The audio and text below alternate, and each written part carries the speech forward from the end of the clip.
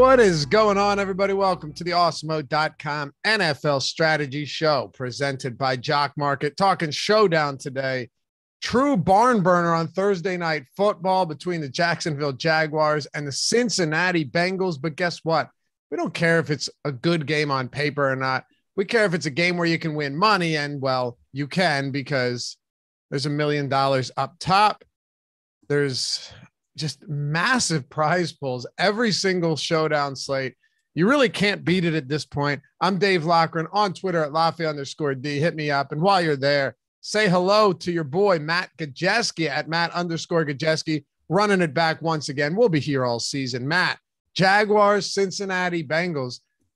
At this point, I don't care if it's supposed to be a good game, as long as we can figure out ways to win. Yeah, for sure. I'm kind of excited to see the young players. I wouldn't consider Cincinnati's defense to be fantastic by any means. I know they had a good showing against Ben Roethlisberger, but I'm hoping Trevor Lawrence can finally get something going. I want to see a little bit more Jamar Chase, want to see some Laviska Shenault, and there's injuries everywhere. So hopefully we get to see some of that. Yeah, you have to love, Laviska Shenault and Jalen Waddle catching passes for 5 yards a pop every week. I mean, it's just exhilarating. I'm hoping that changes. That doesn't excite me. No, I think Waddle averaged 4.5 yards per reception on like 12 receptions last game. That's brutal. Yeah, it's awful. I mean, granted, he's not on this slate, but he averaged 4.8. He had 12 receptions for 58 yards. And on a lower or a lesser scale, you've seen that similar with Laviska Shenault. He has the lowest yards per reception average on the season, behind Adam Humphries among all guys with at least 10 targets. So all of this stuff we'll get into. And I say we just dive right into this, Matt. You've got both teams. The Bengals are coming in at 2-1. They're tied atop the AFC North, which is a decent enough division, even though the Steelers look like they're on their way out. The Browns are getting better. The Ravens are still decent enough. And it's crazy because Joe Burrow really hasn't needed to throw much, but the Jaguars, on the other hand, coming into this game at 0-3, they're 7.5-point dogs. They have a sub 20-point implied total. They're missing their field goal kicker, so that's important. But really, when you look at this, and we'll break down everything from not just who we like as plays, but we'll build a lineup later in the show. We'll give you some of our favorite props and bets, and really try and figure out what's the best way to go about this for cash and for tournaments. Trevor Lawrence, man, it's been a bad start to his NFL career. At least 2 interceptions in all 3 games, and his pass volume has been down recently, but at the same time, he's just been wildly inefficient. And you look at him, and I know the Bengals aren't necessarily potent defense, but they've been good enough to where I can't look at this and say, man, I really like Trevor Lawrence for a huge bounce back today. But on a Showdown slate, how do you approach a guy like this? Yeah, it's really difficult. I don't think he's been helped out by play calling whatsoever. You mentioned some of the ADOTs for a guy like Laviska Shenault, who might be your most talented pass catcher. I know Chark is there and Marvin Jones, a veteran in the system, but they're just not using their player personnel very well. And it's not just Burrow, like Carlos Hyde playing a significant role through 3 weeks, kind of attests to that as well. It just hasn't been great. One thing we can say about Trevor Lawrence is volume is certainly going to be on his side. This dude has been dropping back and throwing the ball incessantly. So if there's even a semblance of efficiency, and I don't think Cincinnati's defense is particularly good, then he should be somebody we consider for these kind of contests. And with the way the spread lays out, 7.5-point favorites in Cincinnati's favor, I think you might get a little bit of an ownership edge on Trevor Lawrence tonight. It's crazy though, right? Because in week 1, he threw 51 times, but then he threw 33 times against Denver. They got shellacked and then beat up by Arizona, which granted that game was weird. You had the Agnew missed field goal return for 109 yards. And then you had the pick 6 by the Cardinals, but he only threw 34 times in that game too. And I don't know what's sustainable for this team to stay competitive at this point is kind of the thing, especially given that James Robinson saw his highest carry total of the season last week with 15 attempts. Yeah, you're absolutely right. And that might be something they just have to do moving forward, because the pass game hasn't been efficient whatsoever for them. It's really tough to project what Jacksonville is going to do because of the lack of efficiency really across the board. The offensive line has been a huge problem, not just in the pass game, but for James Robinson as well. And I mean, even looking back to last week, James Robinson, he did have a large workload, but Carlos Hyde was still involved. So if this game gets off the rails right away, is Carlos Hyde, just somebody they're going to continue to use regardless of game script? In week 3, James Robinson, 15 attempts. Carlos Hyde still at 8. Yeah, and that's the thing I don't really understand. I mean, at this rate, just get Carlos Hyde off the football field. There's really nothing about him at this. Now, granted, it's not like he's been terribly inefficient. I get that. I think he averaged 5.5 yards per attempt last game, but it really muddies the waters a lot when it comes to this team. Let me ask you something first, though, before we start diving into these players a little bit deeper. Are you buying in to the fact that this Bengals defense is actually good now? Because PFF grades them out, solid, right? They have them with the top 6 run defense, top 8 in pass coverage. If you, go over to Football Outsiders, pass defense DVOA has them at 8th. Rush defense DVOA has them at 2nd. And all in all, through the first 3 weeks, the Bengals defense has performed very well. Yeah, they have. I think part of that comes down to opponents. They've faced the Chicago Bears. They faced the Pittsburgh Steelers last week. Neither of those teams can throw the ball. So you stack the box, you pretty much win those games. I know they did not win against Chicago, but still not a dynamic offense whatsoever. And then I do admit they played fairly well against Minnesota in week 1, but you're still talking about a defense that is largely the same as last year. They're dealing with some injuries. You won't see Jesse Bates, Chidobe Awuzie doubtful for the game. Those are 2 important corners. I don't think Jacksonville's offense is capable of exploiting this, but I also don't think Cincinnati's defense is as good as they played through 3 games. Yeah, and to be fair, right, like there were a ton of turnovers from the Cincinnati offense in that second game against the Bears. So yeah, Burrow throwing picks, 3 consecutive plays, I believe. Was it 3 straight plays? Did he throw a pick?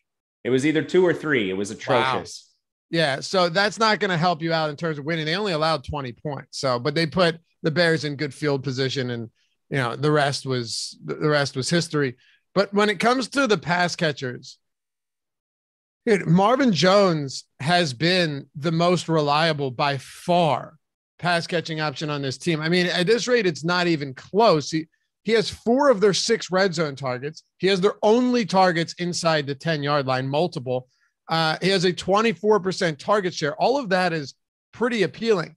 Meanwhile, somebody like DJ Shark has a 19% target share, but 22 yards per reception.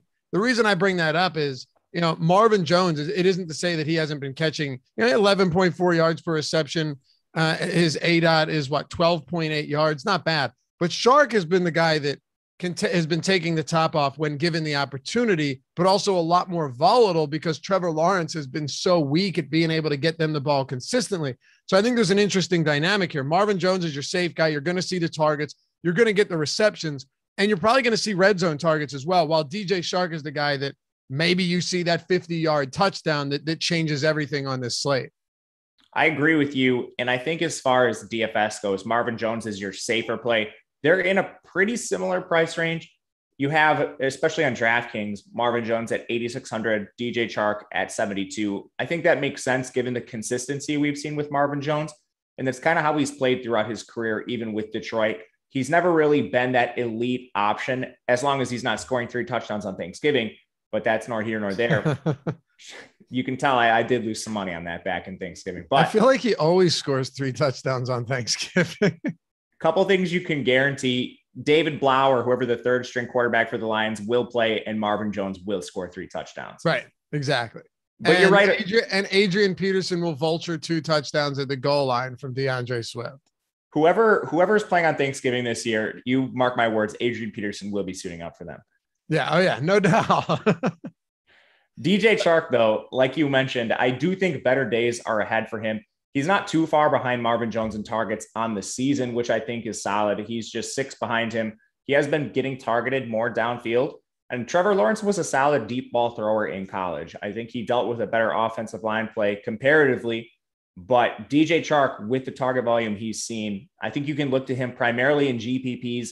His natural playmaking ability, the way he's used downfield, that does suit itself to large plays as well, which helps in tournaments. So I do like Chark as a tournament play tonight. It's crazy, man. When you look at You'll probably find this interesting. When you look at just team air yard percentage, right? Marvin Jones and DJ Shark make up over 65% of the air yards on this team. Two players, 65%. Chenault's at 9%. Some of these other guys like James O'Shaughnessy was at 7%. There's no one really else that's getting those deep opportunities. 65% of air yards and a 43% combined target share. Granted, Chenault's at 20% as well, or a little bit below 20%. It just shows you that, like, if you are going Trevor Lawrence and pass catchers, there is definitely, and I'm not telling anybody anything they don't already know, but there is definitely a path to having that big Lawrence game because he has two guys that he's not afraid to air it out to. It's just, can he connect? Yeah, absolutely. And I think with this team, if you look at the offense, it's basically what Urban Meyer was trying to do at Ohio State, where you had guys like Paris Campbell, you had a number of players fill in that sort of low ADOT role. But in college, it's a lot different. You're playing with weaker competition, so these players can break off a lot of yard after catch opportunities. And Urban even admitted himself, like Ohio State, what he's seeing in the NFL compares to like all of Ohio State's most difficult games, like their national championship games. I don't know what he was expecting coming to the NFL. But Laviska Shenault in that role, sort of the role we expected a little bit of Travis Etienne to play, these NFL defense are just keen to it already. And the linebackers are athletic enough to cover Laviska Shenault when he's playing these low ADOTs. The corners are very athletic as well. It just hasn't translated over to the NFL as well as I think Urban Meyer thought it was going to. For sure. Yeah, I mean, I'll tell you this much, though. Lawrence has a top 10 deep ball percentage in terms of how many of it. He's attempting deep balls on almost 14% of his passes. So, that's good. What isn't good is that he has adjusted completion percentage of 37.5% on those passes. Like, that's really bad. Yeah, it's not very good. So I'm still willing to look at these guys and say, put it this way. Last week you had Davis Mills, and we all liked Brandon Cooks because at this point, it feels like he's quarterback proof. But in a spot like this, as bad as Lawrence has been, I still really like Shark and Jones a lot. I mean, they both have 5 targets of 20 plus yards on the season, and they have 3 combined touchdowns on deep balls. It's a high upside. Matt, this is the perfect example of a super low floor, high ceiling spot for Jacksonville. Would you agree with that? Oh, 100%. They haven't converted any of their opportunities. Right. Exactly. And when they do, if they do, maybe things will turn around because it's not like Trevor Lawrence doesn't have the pedigree. Now, I want to know where you're at on Shenault because, as I mentioned right at the top of the show, only Adam Humphries has a lower yards per reception than this guy. Of course, it's not everything, You're still looking at yards after reception and all of that stuff. But, God, he had 2 receptions for -3 yards in week 2, 4 for 48 in week 3, 7 for 50. And this is what I expected was going to happen. This Chenault's going to be the guy that has 6 or 7 for 45 each game. And it's kind of concerning. Like, at this point, he needs to break one and he needs to do 90% of the work on his own to be viable each week. Can we bank on that? It doesn't help that he's not being targeted they're not traveling to the red zone very often. So he doesn't have an opportunity to score as much, where I think they could probably use his skill set a little more as kind of that. They use him like Paris Campbell. They use him in that sort of mold around the red zone. That's really interesting. But at his price point, 6,600, I'm just not sure how you're not finding the extra salary to get to Chark, who has a lot more upside, can score from anywhere on the field. And like you said with Shenault, he's going to have to do something crazy to get in the box. I like him for just the raw target value. So if you really can't get to Chark, I guess you can go there. But overall, I think maybe he's a better play on FanDuel where he's a little bit cheaper. But still, I think it's hard to get to Shenault given what we've seen out of him. No, that's a great point, though, because if you look at the pricing on DraftKings, at least, and we'll pull FanDuel up as well and talk about that a little bit. But when you look at the pricing, at least on DraftKings, you have Shenault at 6,600, and then you have Shark at 72. Hardly a significant upgrade. I mean, I think Shark should be at least $1,000 more expensive than Shenault, if not more. And then you have Boyd at 7,400 on Cincinnati without T. Higgins. It's not like it's close here. Chenault is far and away the last option of these three that you want to get to. Now it's a showdown slate. You're not saying you don't get to any of them, but in terms of just overall quality of play, Tyler Boyd and DJ Shark are head and shoulders above of Chenault, just given their overall involvement in the offense and their upside. Yeah, for sure. When I was just doing some early crunches this morning, all of my Chenaults was coming over on FanDuel, where there is a gap in pricing, which I think is, it at least makes him a slightly more attractive play. FanDuel has a looser pricing structure overall, so I still don't think he's a main priority to jam into lineups, but it's a little easier to stomach him over there. Spencer S says, happy Four Loco Day, Matt. I didn't know it was Four Loco Day, but I was thinking we got to do another Christmas stream, right? Right. Jordan Klein, I know you in the back producing our show. You definitely would be down for that, right? Was it Grey Goose that you were, or no, it wasn't. What was it? Kettle One. Yeah. How much of that bottle did you kill, by the way? Because you cracked it open at the beginning of the stream, right?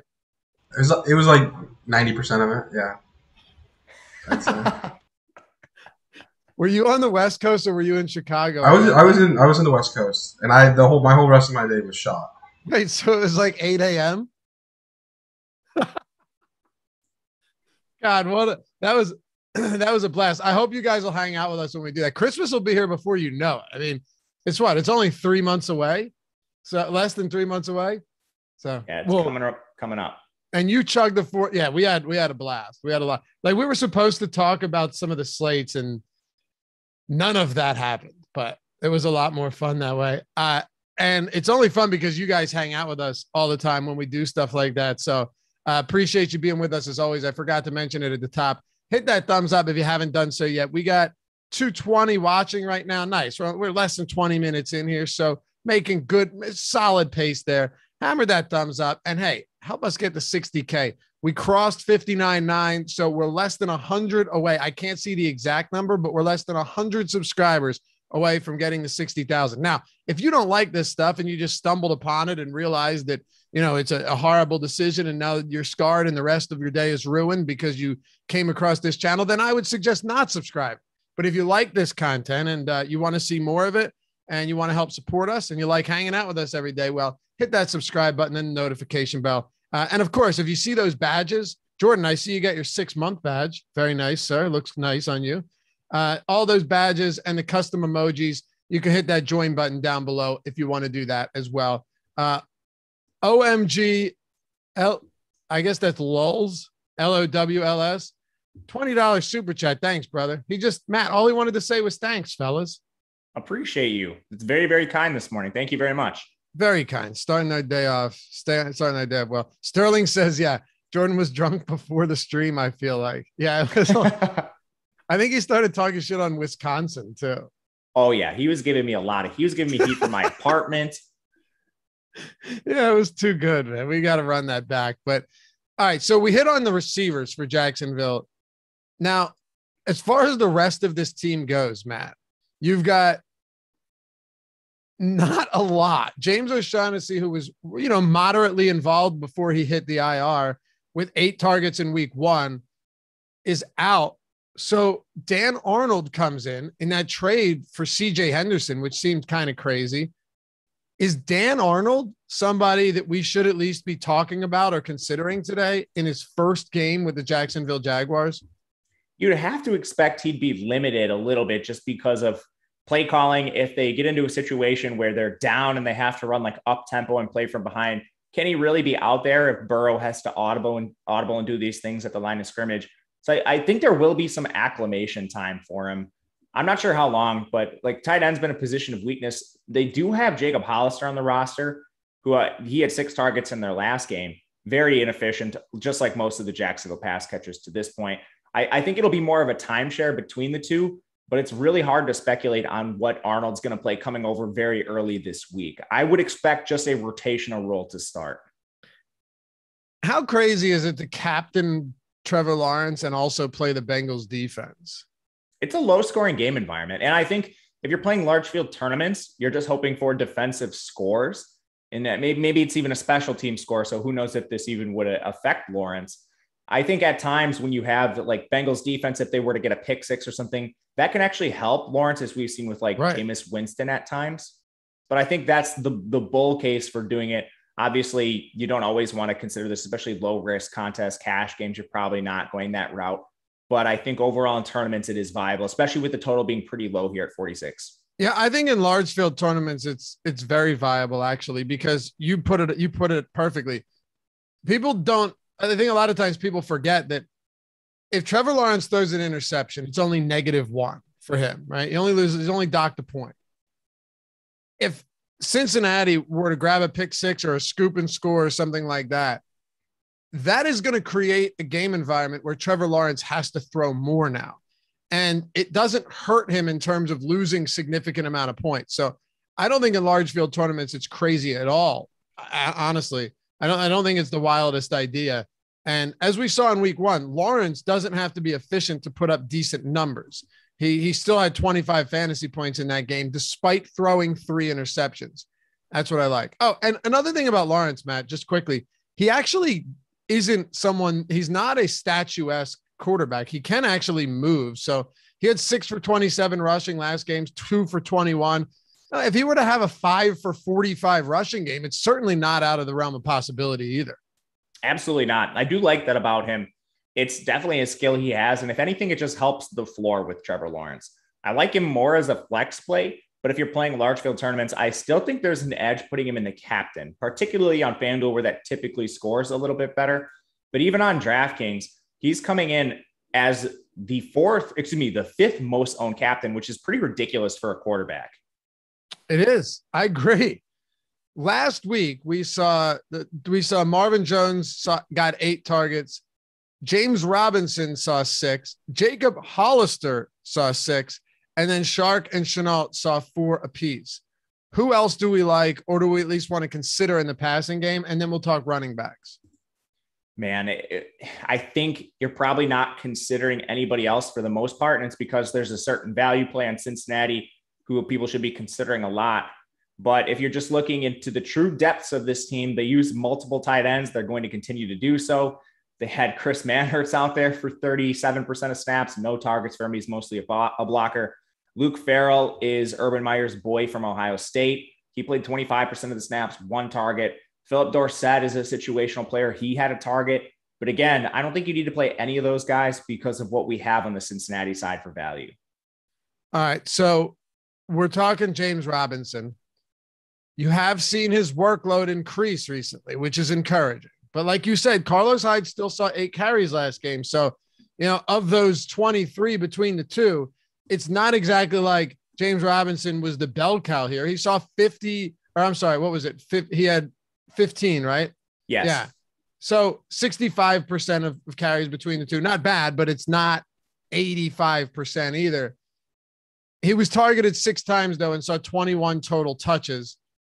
Is this a spot where we just have to kind of grin and bear it and get a decent amount of Robinson into our lineups? I think so. And what you said about the pass game role makes a big difference. Yeah. Carlos Hyde not targeted in the pass game at all last week. That's never really been his game. So I do think James Robinson has those 3rd down snaps, which as we saw last year, as we've seen through 3 games this year, Jacksonville's going to be in a lot of negative game scripts. And I think just the move from throwing the ball downfield quite as much as he had early in the year, Trevor Lawrence, that is, and getting some of the cheap yards with James Robinson bodes well for him as a running back play tonight. And his price is actually pretty attractive on both ends. He's not in that high end range. He's kind of towards the middle. He's below a lot of like the elite Cincinnati players. So I like getting James Robinson as a run back if you're doing like Cincinnati onslaughts. Okay. Yeah, I guess at this point, there's actually a lot of viable options for Jacksonville today. It's not nearly as disgusting as it was last week when you're looking at, terrible options from the Houston Texans. Anything else from this team you want to hit on, Matt? We can't play the kicker. Are they going to add the dude coming off the practice squad? Matthew Wright? Yeah. I have no idea. As of now, let me just refresh. As of now, I have not seen him. No, I would guess they add him to the player pool. We've seen them do this at times in the past where they'll just throw a guy in. They do it with MMA, so they have the ability to add players to the player pool. I know, but do they do it day of? Because I remember they used to be sketchy about that for people that put lineups in. No idea if they're going to do a day off. Okay. For like MMA, they will just add a note at the top in red, like so-and-so's not going to accrue points. So hopefully people check their lineups, but I would guess they do. I'm not 100% sure. Okay. On the other side, he would make him a fine play if he's in there. Yeah, he probably would, right? Because I think I don't know. All right. I hate to get ahead of ourselves, Matt, but if you were betting the total for the Jags, which currently sits at 19.25, would you be 19.25, but 19.5 if you're betting it? What would you take? I would take over. You would take the over. Okay. And you said that pretty emphatically. Like this is a spot where you feel pretty decent about the over on this. Yeah, decent, I think, is a good way to put it. You have a Jacksonville offense that's wildly underperformed, and they've played fairly up tempo. They're very pass heavy. They're going to push the ball downfield. You can get a lot of scores quickly in that, and I'm not scared of Cincinnati's defense after playing Pittsburgh and Chicago. I know a lot of people think they're really good. I think it's a paper tiger. Yeah, okay. I like it. Paper tiger as in like middle of the road or like bottom? I think they're below average. Really? Yeah, look at their personnel, man. Like Trey Waynes, like Eli Apple, Mike Hilton, Von Bell. Like these are all journeymen for the most part. They have a fairly decent linebacking core. I love Larry Ogunjobi up front. I think the strength of the team's the defensive line. That's just somewhat mitigated by Jacksonville throwing the ball a ton. I don't know how you're scared of the secondary at all. Right. Yeah. If you're going into this one with the idea that like they're going to completely snuff out everything that Jacksonville does, even Jacksonville does. Like Trey Waynes has been a guy we've targeted throughout his career, going back to Minnesota. Right. And Eli Apple has been, a perennial disappointment no matter where he plays. He's on like his 8th team. I was just going to say that. I swear the guy's played on almost every team in the league. I feel like we do this every single year where we overreact to a small sample size. And like people talking about Cincinnati's a top 10 defense. Their defensive line is the exact same, except for the addition of Larry Ogunjobi. Like the other three guys, exact same player personnel as last year. Their linebacking core is the same. They changed up their secondary a little bit and added some guys that have had really questionable careers. I'm not sure where we're getting the Cincinnati elite defense from. I gotcha. He's been on 4 teams and this is his 7th year. So, I mean, that should tell you something, right? Yeah, I think so. Like Chidobe Awuzie was somebody we were targeting for Dallas early in his career too. Right. Yeah. You're absolutely right. And they all ended up in Cincinnati. So. And I don't even think Awuzie is going to play. Right. I don't think we should be afraid of Jacksonville or that Bengals defense right now at all. Hey, what we should be doing though is checking out Jock Market. If you haven't done so yet, that's who's sponsoring today's show. And if you haven't heard of them, Jock Market has turned the DFS world into a stock exchange. What does that mean? I'll tell you. You don't have to wait until the end of games to make money because Jock Market allows you to buy and sell shares of players in real time for real money with guaranteed payouts for all shares at the end of each night. Got daily markets for NBA, MLB, NHL, NPGA, and NFL, and you can make real money every hour, minute, every second of every game or every match. Just use the pregame. Oh, and this is the cool part. This is, I think, what makes it interesting to me. If you use the pregame IPO to pick up shares of your favorite players, you can then hold them or buy or sell them during the game based on your analysis. If you download the app, if you want to get started, use our promo code. It's exclusive to Awesemo members. It is Awesemo, AWESEMO, for up to a $50 deposit bonus on your first deposit when you sign up. Again, it's for Awesemo community only, so take advantage of it. It's Awesemo, AWESEMO, for a $50 bonus when you sign up and deposit. So I could say this much, like when you're looking at the IPO here, there are guys that, you look at ownership that creeps up throughout the day for one reason or another. If you have a good feel for someone, if you have a good read, getting in on them during the IPO at a low price and then being able to sell them for real cash, mid-game, in-game, or whatever it is, or, sell them in a game after they get off to a good start and that it looks fluky or maybe it was just busted coverage or something like that. There's a lot of different ways to use strategy to your advantage here and win money doing so. So go over to Jock Market, use the promo code Awesemo, download it in the App Store, Google Play, and win some money. All right, Matt, flip it to the Cincinnati side. I was shocked. I was doing research on this, and I always research Thursday night football last for the upcoming week. It sounds counterintuitive, but you and I have already done shows for the main slate, right? So this is the last one I've looked at. And I was very surprised to see that Joe Burrow on the season has attempted 75 passes. That's 25 passes per game. Last year, before going down in week 10, he was averaging over 40 pass attempts per game. So you've put it, you stated it well. They haven't faced particularly great teams, Chicago's offense, Pittsburgh's offense. They haven't needed to throw. But then on the other hand, you have Joe Mixon, who is second in carries in the league behind Derrick Henry at 80 and ahead of Aaron Jones at 52. Mixon has 67 carries in 3 games. Lots of volume there. For sure. And he's kind of run bad as far as just like raw touchdown volume goes. If you look at how many points the Cincinnati team has scored, they've gotten a lot of very like deep touchdowns from Jamar Chase, something you're probably not expecting moving forward. And even closer to the end zone, like Tyler Boyd has scored. Some of these receivers have gotten in the box, leaving Joe Mixon with really low touchdown volume on the year compared to his opportunity. In a game where they are 7.5-point favorites, I don't foresee them changing the mold a lot. Like you said, they've been very run heavy. They're passing well below expectation. A lot of that because they have played with leads, but at the same time, even in neutral game script, they've shown a willingness to feed Joe Mixon. I think touchdowns come up, at least positive regression to some degree. You can play Joe Mixon with confidence. I think he's a fairly solid captain option as well.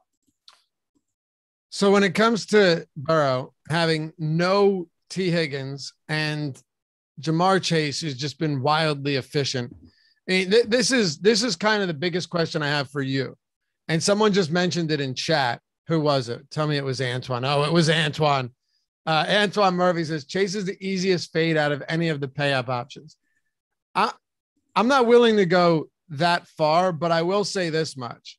I kind of know where he's going with this because he has 679. What does he have? 11 receptions on the season and 4 touchdowns.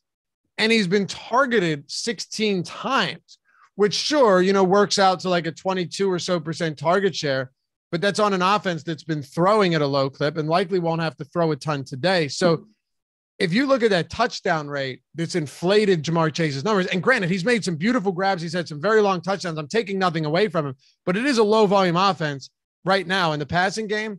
And I worry that regression is coming in the form of touchdowns for him. Maybe that's today. Maybe it isn't, but it's worth talking about. Yeah, I agree with you. He should see regression in touchdowns. A couple things working in his favor. The target distribution is going to be a little bit narrower. If they ever have to be in a competitive game, I think their pass rate does increase, probably not to the levels we saw last year, which was near the top of the league. So this is a drastic shift for Cincinnati going from one of the pass heaviest teams to one of the run heaviest teams. But Jamar Chase should still have fine volume. When they do throw, he's going to be a recipient of that. You're definitely not scared of Jacksonville's defense. So I do think big plays are still live for him. And all that sets up to me as being an efficient price play, as long as you just consider the spread to be efficient at 7.5. Cincinnati is going to score a lot more points. So I'm still comfortable getting to Jamar Chase. I agree with what Antoine is saying, that you should see regression. At that price, I think he's going to be a fine GPP play. And I'm with you 100%, but I also think you could see regression in terms of Joe Burrow. And I know this might not be the game for that, but he's not going to average 25 pass attempts per game all season long, right? So you could see positive regression in terms of just overall raw targets for Jamar Chase as well. I think that will be the case. He's playing a lot of snaps. He's running a lot of routes per dropback. All of that stuff looks good to me. So I think it's a give and take situation there. On the other hand, though, you have Tyler Boyd, and then you have Auden Tate, who played 57% of snaps last week with no T. Higgins. Mike Thomas played 21%, not that Mike Thomas. And then Trenton Irwin played 13% of snaps. What do you think the snap distribution looks like today? And should we be looking at some Auden Tate, and how much Tyler Boyd? Oh, man. First of all, love me some Trenton Irwin. That's a preseason poll, man. Going back to his days at Stanford. But was he good there? Yeah, he played at Stanford. Was he good there? No. I'm kind of surprised he's on an NFL roster, actually. But as far as these like ancillary receivers go, I think you can play Auden Tate with confidence. Cincinnati did use more 12 personnel than I was expecting. That's because they have CJ Uzoma. And then a couple of years ago, they unbelievably spent a second round pick on Drew Sample, which was just shocking to me. But anyway, so Auden Tate has functioned as a wide receiver 4 throughout his tenure with Cincinnati, and he's popped up for big games in the past when players have gone down with injuries, whether it's been John Ross, AJ Green, and he's played well on those opportunities. Again, he just hasn't seen a lot of them so far this year. In the last game, only 1 target. I think he was a prime victim of the Cincinnati run-heavy game script, and when they do throw, it's just going to be narrow distribution between Boyd and Chase as the top 2 options. But that doesn't mean Tate can't pop off for a big game, particularly playing in this matchup as a 7.5-point favorite against a poor Jacksonville secondary. And again, Auden Tate is $400. So he's kind of the avenue that gets you your Jamar Chases, Joe Mixon, Joe Burrow, Trevor Lawrence's, whoever the expensive option is you want. Tate's the guy. Dude, Auden Tate has, and I'm not sitting here with the intention of hyping up Auden Tate, but when given opportunities in the past, he's actually not been awful. So I feel like at this price point, if you were willing to play Juszczyk, who I think was a good play the other day, or guys like Randall Cobb and just random options down there, it's not out of the question to think that someone in Auden Tate could be somewhat viable. So I don't know, Matt. I mean, at this point, you're pretty much looking at Boyd, Jamar Chase, and then Auden Tate, and then guys like CJ Osoma or something like that. I mean, it gets ugly pretty quick in the passing game. I just wanted to pull up last year to see what it looked like for Auden Tate and what he was targeted. It must have been 2 years ago then that Auden Tate was used semi-frequently, right? Where he was actually catching touchdowns. Yeah, I mean, he has been the guy that steps up anytime AJ Green or John Ross is hurt. So at times in his career, I'll pull up his game logs here. They're hard to just reference off the top of your head, as you know. But yeah, and I guess he was not a guy catching touchdowns because he has 1 career touchdown. Yeah, that occurred in 2019, I believe. But in 2019, he had 3 games with 10 or more targets, a number of games like over 6. Like, this dude has been a factor many times throughout his career. So and he's a veteran with the offense. Like, Trent Irwin's a practice squad guy. Some of these other guys that we named, like Stanley Morgan, he's a practice squad guy. Yeah. These guys are barely on the active roster. That is the season I was thinking about. And when I said he was catching touchdowns, I was wrong. But get this will blow your mind. And I knew there was something here. Auden Tate led the team in red zone targets in 2019. Led the team by 3. Wow. We were talking about players running bad touchdowns like Joe Mixon. Crazy. How right? bad is that? Crazy. And I'll do you even one better. This is crazy. He had 14 red zone targets. Next closest was Boyd, CJ Osoma, Erickson at 11, 11, and 10. They all played 16 games. Auden Tate played 12 games that year. And 1 game he didn't even appear in. Right. So basically 11 games, 14 red zone targets, 4 of them inside the 5, 7 inside the 10. I get that it's a totally different team, but that's mind-numbing that he had 1 touchdown all year. He was over 50 yards in 7 of those games too. Actually, I think it's 8. Yeah. Yeah, 8 games. And that's not to say like anything about his performance tonight. All we're trying to say is he's been productive in the past. I'm saying he's the best receiver on the Bengals. Jamar Chase, take a step back. Yeah. Who's Tyler Boyd? No, like you said, simply put, Auden Tate could be viable in a spot like this. And you know what? Maybe he'll get a red zone target or something. It's a showdown slate. These are the spots where sometimes you got to take a stab. Last thing, we talked about it a little bit, but how much Boyd and CJ Osoma, just wrap up the passing game with both of those guys. Love Boyd at his price point. He's a little bit more expensive than Laviska Shenault, little cheaper than like a DJ Chark or Marvin Jones.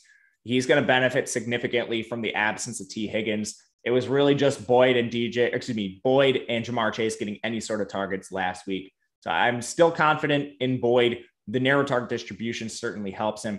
CJ Uzoma is an interesting player. I'm not as enthralled with him based on the price point. He's going to be $4K flat on DraftKings, which is right around the kickers, It's kind of a no man's land in price when you can get the same volume from Auden Tate near the stone minimum. So CJ Uzoma, I think mix up two guys' names together there. I think CJ Uzoma is a fine play in tournaments, but in low risk contests, he's just going to project maybe even a little worse than Auden Tate, who's near the stone min. I mean, I think at that wild difference in price point, I don't think it's even close for me, to be honest. And then like on FanDuel, we're talking about these punt plays. Unless you're playing the huge tournaments, FanDuel's so loose that you don't even need to consider these guys. Like Auden Tate shouldn't even be considered on FanDuel unless you're playing like a huge tournament. Yeah, you can play not whoever you want, but it's way different. Pretty much. Yeah, I guess you're right. Well, you don't have to pay 1.5 times salary for the MVP spot. And you only have 5 players. Right. FanDuel's a different story, but man, like FanDuel, you don't need to even look at CJ Uzoma. Let's build a FanDuel lineup real quick. Dude, I already built a couple. It's egregious. All right, let's just build one real quick here. Jordan, sorry, putting you on the spot, but if you could pull that up, it'd be awesome. Let's just try it out. MVP spot. Probably Mixon. Yeah, Mixon probably. Or Burrow, either one. I don't think Lawrence is crazy either, to be honest with you. But let's go. Pretty easy. What? You can play all of them. If you do play the top 3 guys, then you'll have to punt somewhere. But even if you like, Jamar Chase is cheaper on FanDuel. All right, let's just try Trevor Lawrence. Okay, so we have who's in our lineup right now? Trevor Lawrence. Trevor Lawrence by himself. The only one we have is MVP spot Trevor Lawrence. Okay, you're up. So let's put in Mixon. All right, yeah, I love that because if Lawrence is the captain, I think Joe Mixon probably has himself a heck of a game. Last I looked, he was minus 165 to score today, which that might even come up more. All right, I'm going to go with a pass catcher here. Dude, these guys are not very expensive. I'm going to throw Shark. You can nearly play whoever you want. I'm going to play Shark. I love the upside there. All right, so we played Shark. He's more expensive than Tyler Boyd. I know. And by the way, Matt, for anyone watching, this is the intention here is not to build a lineup that's super contrarian because I'm not yet. Obviously, you'll be able to do that, but maybe we could try it with the final spot. I just want to see what you can do on FanDuel for today. So we got 2 left. You're up. I think so this kind of egregious, but I was just talking about not playing Auden Tate, but if you play Joe Burrow, you can throw Auden Tate in as your last guy, and then your lineup is pretty ridiculous. Yeah, it is. Yeah. Or you can take a middling approach and play like a Chenault and a Jamar Chase. Like there's so many options. My thing is like, are you cool with Lawrence at quarterback and then only DJ Shark as his pass catcher? I know Lawrence has some rushing upside, but are you cool with only one pass catcher from Jacksonville if Lawrence is at quarterback? Yeah, on FanDuel, because you're only rostering 5 players, yes. And Auden Tate at the min price, he's just your filler. That's the avenue that gets all of this done. So I'm fine with it in this kind of build. He is still stacked. You have Joe Burrow stacked a single time, and Mixon presumably just playing in positive game scripts with the 7.5 point lead that bookmakers are projecting. Okay, cool. And also just throwing this out there, if you wanted to be different, you could go with like a Lawrence, Mixon, Shark, James Robinson, because the guy can be targeted a ton here, and then throw in like an Auden Tate, and then you got 3K remaining. That might be one way to be different because again, I don't think either of us are expecting huge things from Auden Tate today, but if you're in a large field tournament, if that dude has 3 for 30 and a touchdown, it's going to take you a long way. And I don't think it's crazy to assume that that's possible. No, I agree with you 100%. I think one of the better ways to get different on FanDuel is just leaving salary on the table. Yeah. Because it's so inefficient in pricing. A lot of people just try to jam in the studs because you can. It gives you an expected value edge in the long run. For sure. Hey, 13 likes away from 100. We got over 450 people watching right now. We're almost there. Appreciate it in advance. And hey, almost at 60,000 subs as well. Thanks to you guys hanging out with us every day. We love you for it. We know that. You know that. All right, Matt. We didn't really hit on Joe Mixon. Not a ton to say about him. The guy's getting insane volume every single week. And now you've got him against the Jags, who are only allowing 3.4 yards per carry. But I think a lot of that is just the product of what teams have been able to do against them and kind of have their way. I agree 100%. I'm going to side more with bookmakers here and what Cincinnati has shown the willingness to do, which is just feed him. And he has a massive workload. So even if that Jacksonville defense is a little better than we think, raw overall carries should help Joe Mixon get there tonight. Would you say, and do you know Mixon too? This is what I love. Has 92% of the running back carries in the Bengals backfield. That's beautiful. Everything the coaches said they were going to do with Mixon, they've actually done, which is really refreshing. It's really, really, yeah, it is. So, I mean, Mixon, top option here. If you captain him, though, okay, if you captain him, it's always weird captaining running backs, especially when, yes, they'll have some pass catching upside, but not really a significant amount. I mean, Mixon's been, and again, neutral to favorable game scripts every single week. He's been targeted 7 times in 3 games. It's okay. And you know that he'll be out there on third downs, but like if you're captaining Mixon, what type of build are you looking to go for? Probably more of your Cincinnati onslaught type, unless you're playing like large field GPP and you're playing for chaos. If you're playing like low risk contests or just smaller field tournaments and Mixon's your captain, probably looking at more 5-1, 4-2 builds favoring Cincinnati because you're projecting them most likely to play with the lead, Mixon to see maybe some additional volume in that sort of game script and hit some touchdowns. So I'm still comfortable playing him with Burrow, with some pass catchers. And then I want to play him with some pass catchers on the other side from Jacksonville. And I will include James Robinson in those kind of builds because he's been so active in the pass game. Yeah, I have no problem with that at all. Because if Robinson catches, 6 for 50, the only thing I don't like about that, Matt, and I've spoken about this a lot, is a lot of times with these running backs, it's just the correlation isn't as strong because it really benefits the running backs to get 6 targets, but it doesn't really benefit the quarterback unless of course they're scoring. But so often with these guys, even the ones that are relatively heavily targeted, we saw this with Leonard Fournette in Jacksonville too, where it's like, hey, okay, he caught 8 passes, but they went for 39 yards. So as far as Lawrence goes, that's like a 1.5. But for Leonard Fournette, that's 13 points or however much, 12 points or whatever. Yeah, absolutely. The Mixon captain lineups are really interesting because of some of that stuff that you're talking about. I like to captain receivers a lot in tournaments because they do directly benefit from like strong quarterback play and they have a good path to outscoring them just based on like PPR value, touchdown value, the way DraftKings in particular is scored. With running backs, it's a little different and it makes your lineup a little bit tricky because you're trying to balance, all right, if Joe Burrow has a good game, you still want him in the lineup. If Mixon's captain, like he probably has to score all the touchdowns. So it is a little different. I will say on tonight's slate with the total being 46, I do think this goes over the total, but that's a different story.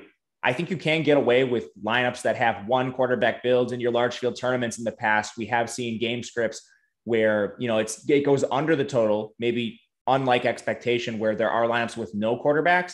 Those are things I would consider in large field tournaments tonight, based on the fact that Cincinnati's been really run heavy and Jacksonville's been very inefficient. What do you think Joe Mixon's rushing attempts prop is tonight? 18.5. 20.5. Ooh, it's a little rich. It's a big number. Yeah, I'm not touching that, but it just goes to show you what type of volume is expected here. Honestly, I'd probably lean under on that. Me too. Yeah, probably. I think if it gets out of hand, sorry, go ahead. No, I was just going to say, as much as we love him, getting the 21 carries is still a lot, no matter who you are, unless you're Derrick Henry. For sure. And I think that if it gets out of hand, you'll see more P. Ryan. Yeah, that could be the case. I would. Do you think this is going to be a rout? No. I don't either. I think if I was betting the spread, I would take Jacksonville. I do like the over. I think Jacksonville can score a little bit, not scared of Cincinnati's defense. Yeah, and I love that. I love that you're not scared of them because I think there's some props that we can absolutely look at that are maybe factoring in a better Cincinnati defense than they actually are. Time to build a lineup, Matt, and give our top props of the day. But first, you guys have been with many of you have been with us a while, whether you're hanging out on YouTube every day or you're a premium subscriber over at Awesemo, or maybe you're both, right? Maybe you joined there, maybe you're a sub over at the YouTubes, whatever it is.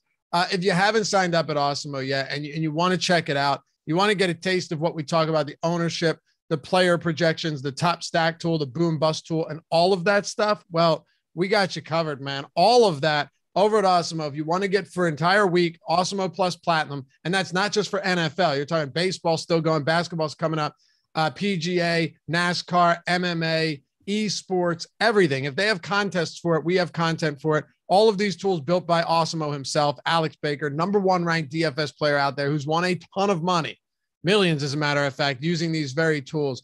So yeah, we'd love to have you check them out. If you want to do it, Awesemo Plus Platinum for the week, use the promo code NFL Strategy Show, all one word, all caps, NFL Strategy Show at checkout. You don't have to do that though. You could do the month. You could do the annual full year, make an investment of it for just football or for every sport. This is the best time to do it too, because you have the NFL, NBA overlap approaching. And that's when things get fun. I mean, you've just got something going on, something big every single day of the week. So you could do a month for one sport or all sport, a year for all sport or one sport, or even a week.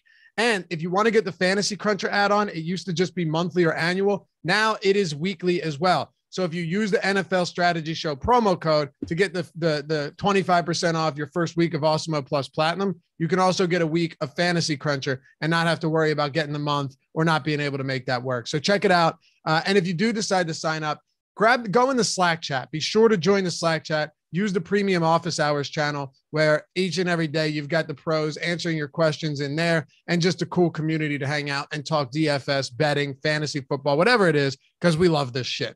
All right, we'll see you over there, awesemo.com/join, and use that promo code as well. Matt, we're up against it. We've got the MLB Strategy Show coming up immediately after us. That'll be Josh Engelman and Adam Scher, so check that out right here on the same channel. Who are you going with at captain? What type of tournament do you want to build for? Let's build for like a mid-range one, a mid-range entries, that is. Okay, let's do like let me find it, because I love these mid-stakes single entry ones, right? So where's the 50? I'll tell you right now. So the 50 for tonight is, and there's a 75 as well that's pretty sexy. All right, here we go. So for tonight, you've got the NFL Red Zone, $50 entry, 50K up, 50K prize pool, and 5K up top. That seems pretty reasonable, Matt. That seems pretty reasonable. The player, or there's 1,136 entries. Oh, love that. Let's get our leverage with some Trevor Lawrence. Love it. Yeah, that's what's nice about the mid-stakes one. You still get decent prizes up top. It's not a million, but it cuts down the entry size quite a bit. So, and we don't have to be egregious. Exactly. Well, that's what I mean. We don't have to consider Trenton Irwin. Just play Mike Thomas and Trenton Irwin in all of our lineups. All right. So Lawrence, I'm gonna pair him with Shark. I know that Shark is the lower floor guy, and I know that this is only 1,100 entries, but I don't think it's to the point where it's like a 1 in 50 shot that Shark has a big game either. I agree with you. I think he'll come in with ownership. Yeah, sure. And we'll have the deeper dive and live before lock tonight for this showdown. Dive in a lot more to the ownership, to the showdown top plays tool, which is amazing. It just gives you the probabilities for everything, which is super helpful when doing these type of slates. All right, Matt, we got Lawrence and Shark, $6,800 per player remaining, 4 left. Let's hit Mixon. Yeah, got to go Mixon. 5,400 remaining. So I'm not opposed to trying this. Let me just try this. Let me throw Auden Tate in here. If we're going Mixon, it's not crazy to have Tate and Mixon without Burrow. Fine because of price, I think. Exactly. And you hope Mixon has a good game and maybe Auden Tate catches that 1 touchdown. It's not like, I don't think the likelihood is that low, but that gives us 79 per player. So with Lawrence up there, do we want to go Robinson, Jones, Chenault? And if we go Jones, we kind of fall into this no man's land where there's not a lot of great stuff there. If you go with Chenault, you have 92 remaining and still not a lot there unless you want to go Boyd. So what do you think? Yeah, it's tough. I think it is tough. Another thing you could do is just pay up for an option like a Jamar Chase or a Burrow if you want to, and punt off your last one with like a kicker or a defense, which I'm okay with as well. Otherwise, I think you're just leaving some salary on the table, which is fine. But we already kind of got leverage with Lawrence at captain, so I'm not sure how much we would need to leave. Yeah, I hear you. You know what else you could do? You could captain DJ Shark. And if you threw Lawrence in the utility, in the flex, that makes things interesting. It gives you 8,700 per player remaining. And then we can just have fun with whatever we want to do. For sure. I like that a lot. It's not the craziest idea, right? I mean, no, not at all. If you went Chenault, you could also get Chase, but then you wouldn't have Joe Burrow. So again, just a thought experiment here. I haven't made any line. This is the first lineup I've made. So yeah, I like it. All right. Lots of different variations here, and Auden Tate will open things up. But I think you're going to be finding yourself in that no man's land a lot. Like the no man's land is the backup quarterback range, right? Yeah. You know, where you got 4 or 5 backup quarterbacks all priced at 6,000. That makes it tough. But all right, cool. So we'll do this again tonight. We'll run it back on the deeper dive. That'll be Ben Rasa. I think Ben's with me, right? Ben Rasa. Let me make sure here. Jordan, I know we got to go. Don't worry. I'm getting out of here. Yeah, Laffy and Ben. So good stuff. And then Eric Lindquist and Neil Orfield. That dude's won a milli maker or two in his day. Catch you back here very soon. Remember, follow Matt at Matt_Gajeski, me at Laffy_D. Thank our boy Jordan Klein in the chat for producing before you go. And we'll catch you back here for the next one. Thanks as always for watching, everyone. Peace.